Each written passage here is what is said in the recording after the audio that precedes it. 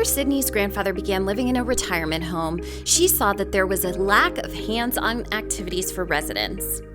Sydney created an outdoor gardening club at a local retirement community to bring residents independence, happiness, and more social connection. She also designed and built portable planter boxes for residents to build their new garden. When I was a little kid, I would go to Dansville, New York and see my grandfather before he passed.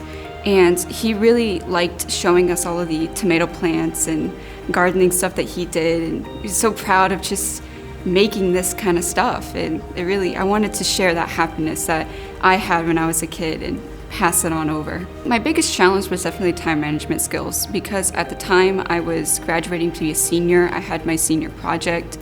Even after I graduated, there was a very long time and period where people didn't want anybody. They didn't want a Girl Scout to give them a project because they were all just so scared.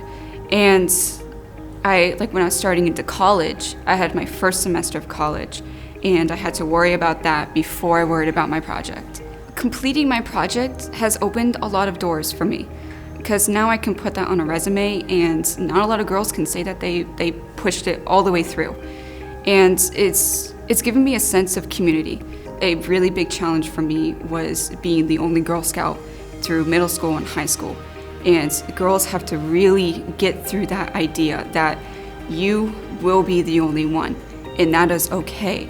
You need to focus on your own dream. Just go straight all the way through. Be independent, be powerful, and be a woman. My name is Sydney Shepard, and I'm a Gold Award Girl Scout.